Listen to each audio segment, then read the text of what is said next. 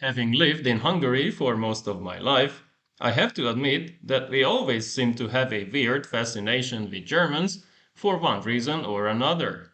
The two countries have a convoluted history, starting in the 10th century, and although we tended to be rivals or enemies, periods of friendship were also not uncommon. This relationship continues even today, with Budapest usually looking towards Berlin to maintain the partnership, which may be rocky at times. Although I tend to focus on 20th century history, we usually have to go back to the Middle Ages to find the root causes of events that took place much later. The German settling of the East is a fascinating topic, which I will look at now. At the time of Charlemagne's death, the Frankish Empire was the most significant Christian state in Europe, rivaled only by the Byzantine Empire. Originally a Germanic tribe, the Frankish people had arrived in the region during the final decades of the Western Roman Empire, where they mixed with the local population. In the early 9th century, most of today's France and Germany, along with northern Italy, were united in one realm. However, Charlemagne's grandsons divided it among themselves in 843, separating the western and eastern halves, also cementing the Germanic-Latin language split. The population was still very mixed. West Francia, which would later become the Kingdom of France, would only unite its peoples in the 16th century, instituting the uniform French language.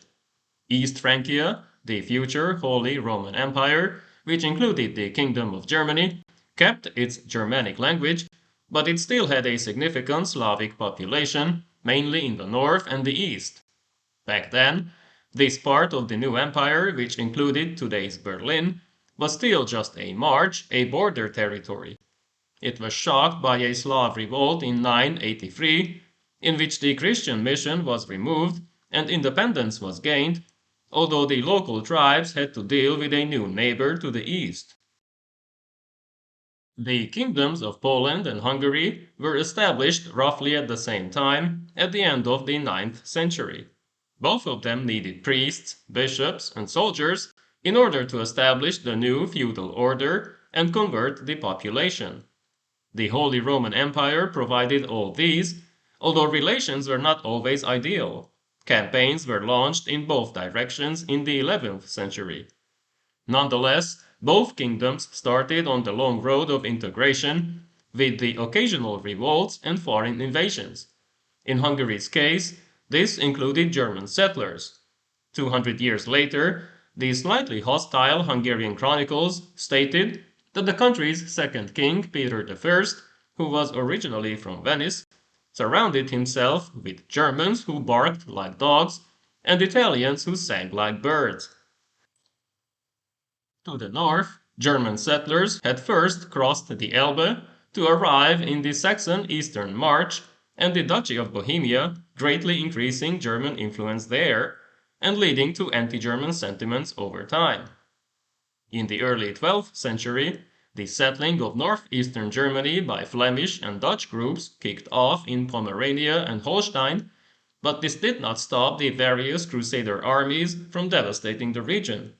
Soon after, Silesia and the Sudetenland was also settled, mainly by traders, miners, farmers, and monks. This would lead to certain complications centuries later. Hungary also became an important destination, partly because the population density was still low, but also because the local rulers always welcomed these foreigners with open arms, especially when they brought with them valuable skills and knowledge that could be used to increase tax revenues. Thus, German Saxon settlers moved in larger groups to Upper Hungary, but also to Transylvania, where they established their own cities. These cities would soon have significant influence and a level of autonomy that demanded respect. Not even the King of Hungary could simply enter them without the permission of the local council. In the early 13th century, King Andrew II added new legislation codifying their duties and rights, according to which they could elect their own priests and officials, while their merchants and markets were exempt from customs duties. The Baltic region was even more in the focus in the 12th and 13th centuries, with several crusades, followed by the creation of the Teutonic state. This finally eliminated the threat posed by the various pagan tribes, like the Prussians, but the new state soon gathered enough strength to further expand and pose a serious danger to Poland, which the latter kingdom could not ignore. Therefore, while the priests converted the locals, and the German settlers who arrived from the Rhineland established rural settlements and improved the local economy, their rulers built many castles and boosted their armies, which eventually led to several battles with the neighboring Christian entity.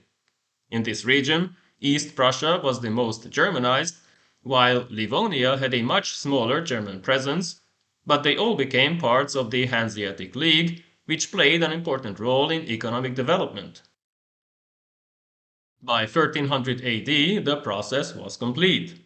As the map clearly shows, German settlers established their presence in all the aforementioned regions, the Baltic coast, Holstein and Pomerania, today's Saxony, Silesia, Bohemia, along with most of Austria and parts of Hungary and Poland. Relying on the benefits of the medieval warm period, which lasted roughly from 950 to 1250, they brought with them new techniques and innovations, such as mills and free-field farming, which further increased grain production and boosted the local population. Small villages thus slowly grew into larger settlements, but at the same time, German law was introduced to Eastern Europe, not just by ethnic German settlers, but also by various Walloon, Jewish, Dutch, and Flemish groups. The last two were motivated by the lack of available land in their home region, but also by the great demand towards skilled engineers in Eastern Europe. Local rulers recruited them, emphasizing the great benefits that they would enjoy in the newly settled areas. We can see a significant change in pottery as well, with new shapes and better quality ceramics showing up all over the place as demand for household goods, jugs, bowls, and pots exploded. Wood was increasingly being replaced with glazed ceramics, which directly affected the life of all the local inhabitants. The old log houses used by the Slavic tribes, sorbs or vents, were improved upon by the timber frame method that these new settlers were used to, so more and more multi-story buildings were erected. Economic development led to urbanization, which the region had not seen before. New castles and towns were built, along with permanent markets and churches. This was a gradual process. In Hungary, a lot more stone castles were built only after the Mongol invasion of 1242, which wiped out half of the population. Migration clearly slowed down in the 14th century, most likely due to the Little Ice Age, which led to an agricultural crisis and contributed to the devastating 1347 plague. In Eastern Europe, the population was not hit as hard, but the death toll was still significant. Another century was needed for a healthy revival, but interestingly, King Matthias Corvinus of Hungary still lamented in the 1480s that compared to his Austrian provinces, Hungary was a sad little village. The level of urbanization was clearly not the same, and this difference remained. We should note that in Hungary there was a second wave of migration in the 18th century, once the Ottoman armies were pushed out. These settlers, who had been invited by the Habsburg kings, arrived in Transdanubia and the Banat region. In the 19th century, with the rise of nationalism, it was only a matter of time before the desire to unite all Germans appeared. This idea was already present during World War I, but it had much more serious consequences during the Second Conflict, in which Nazi Germany attempted to become a superpower. This attempt ultimately failed, and the victorious powers, mainly the Soviet Union, decided that German influence had to be curbed once and for all. Millions of Germans were thus expulsed from Eastern Europe, putting an end to most of their settlements.